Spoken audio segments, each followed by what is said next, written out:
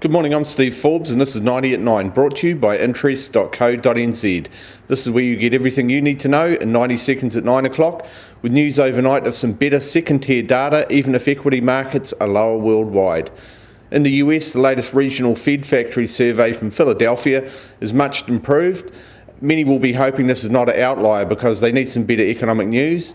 The latest update of US GDP data shows it is languishing at 1.6% going into the third quarter.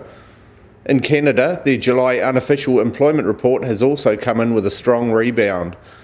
While in Indonesia, their central bank cut its policy rate by 25 basis points to 5.75%. It's the first cut in 2 years. Meanwhile, in China, new data shows rising disposable incomes in Beijing. They're now up to 7,360 New Zealand dollars per capita, an almost 9% rise in a year. And also news, China is rapidly increasing its soybean production. The trade in the crop with the US may never return, and it turns out Russia is also raising its production based on export demand from China. And it doesn't help the Americans that one major use of the crop is as pig food, and the African swine fever virus is shrinking China's herd as well. It's also a problem for China, one that just keeps getting worse. And China is slowly but surely decreasing its holdings of US Treasury bonds. They fell for the third straight month to 1.1 trillion, which is their lowest holding in 2 years. The problem for the Americans is that the faster their budget deficit rises, they need more buyers, and if some of the largest buyers pull back and demand wanes, interest rates will surely rise. But China has its own issues. Yesterday, 4 private firms defaulted in one day, reneging on almost $6.5 billion worth of bonds, and it's a problem that's growing. Meanwhile, high iron ore prices are continuing to hold, but they are unlikely to face a stern test soon. Chinese customers are not happy with the high prices, and major Brazilian miner Vale is about to resume shipments. But in advance of that, shipping prices have risen sharply and are now at a 1-year high.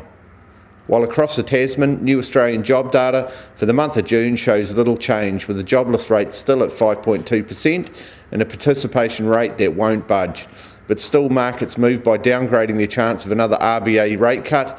That was because the growth in full-time jobs in the report came in above expectations. The US 10-year Treasury yield is lower at 2.03%, 3 basis points lower than this time yesterday, and their 2 to 10-year curve is marginally steeper at 25 basis points, and their negative 1 to 5-year curve is at 11 basis points. Gold is up and $5 US overnight and now at $1,426 an ounce. US oil prices are falling again today as production resumes in the Gulf of Mexico. They're now down more than $1.50 to $55 a barrel, and the Brent benchmark is down a similar amount to just over $62 a barrel. These falls come even as Iran has seized a small tanker in the Persian Gulf. The Kiwi dollar just keeps rising and is now up to 67.5 US cents. On the cross rates, we're also firm, still just on 96 Australian cents. Against the euro, we're up to 60.2 euro cents, and now the TWI5 is up to 72.4. I'm Steve Forbes, and it was 90 at 9, brought to you by interest.co.nz.